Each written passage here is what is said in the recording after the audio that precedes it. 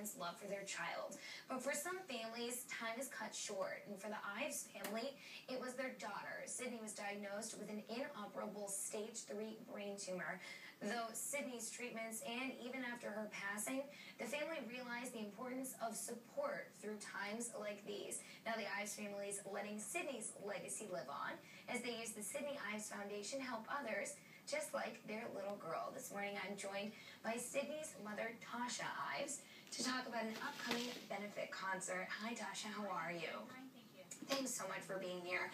I think for a lot of people who knew Sydney, and whether you're from the area or not, I mean, reading her story is just, it's both heartbreaking, but at the same time inspirational. I mean, do you get that reaction from a lot of people? I do.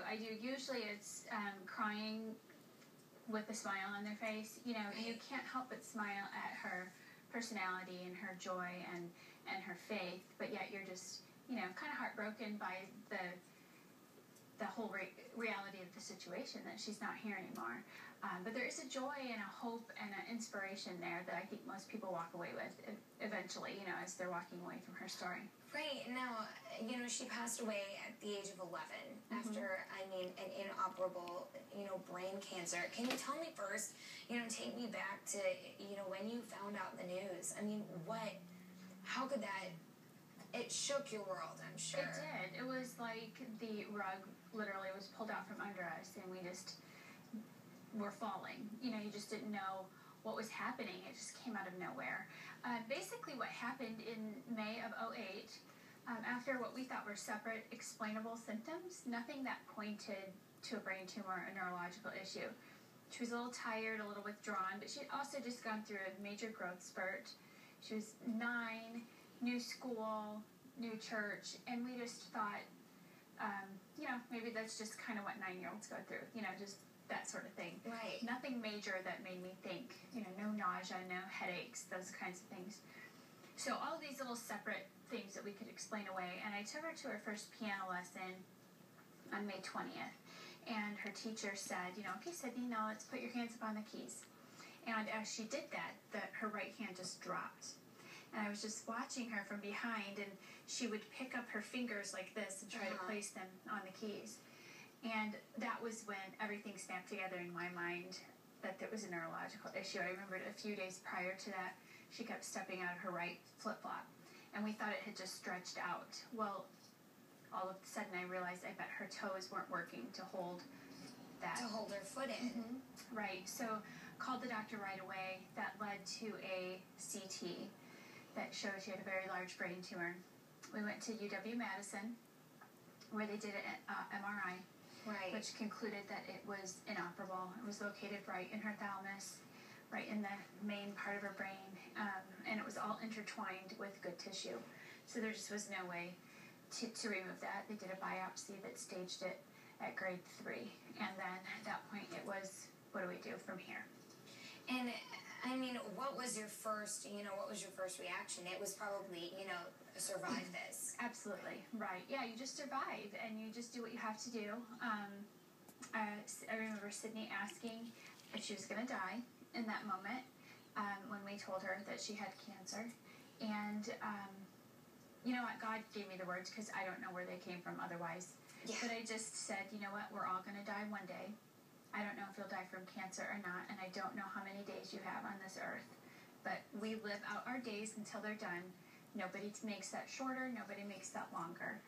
And, people who are perfectly healthy and are gone the next day, or car accidents, or different things, or our own Jeannie case, and how quickly everything happened with that. So nobody knows that timetable but God.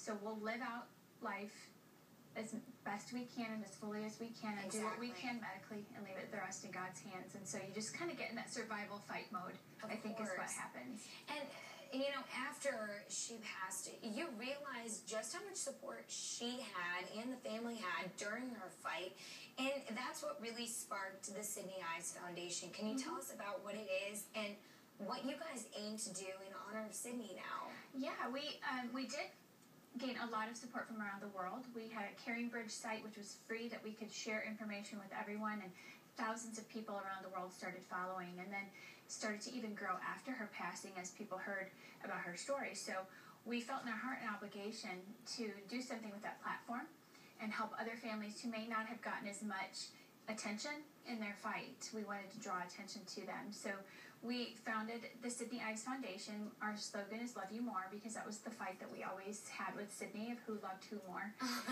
And we're like, we want to show others, we want to love others more. And so what we do is, if a family is going through a life-threatening illness with their child, we want to help provide for them and support them. If they're sponsored for a monthly donation, they receive a $500 check every month for a year's period of time. Okay. So no strings attached. They just know that $500 is coming if they need to pay a bill, medical expense, or if they just want to make a memory with their family. That's what people did for us. We were so well supported and so well cared for. We wanted to do that to others. So currently we have sponsored 6 families since our launching in 2010, which was the year anniversary of her passing. Some have been here local, some are in other states. There are a couple who were through St. Jude, which is where Sydney was treated for her illness down in Memphis.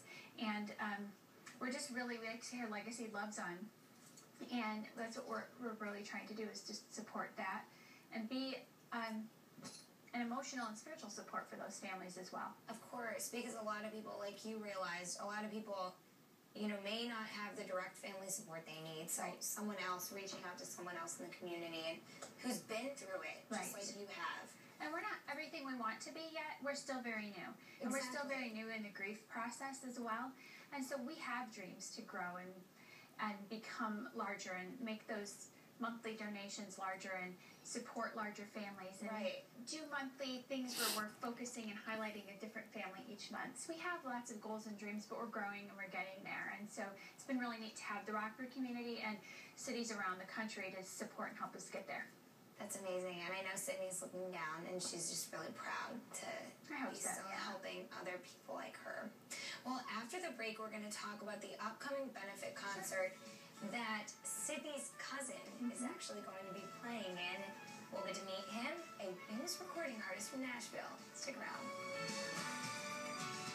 Treasures Galore has been family-owned and operated in Rockford for the past 11 years, and we owe that success to our loyal customer base. Find a variety of quality clothing items, accessories for the whole family, plus great gifts and housewares for under $10 at Treasures Galore. Back pain started coming more pronounced here within the last year or so, where my back would get numb. I had neck problem and lower back problems. I kind of refused to do the operation. I just couldn't stand for any periods of time. And it's just years of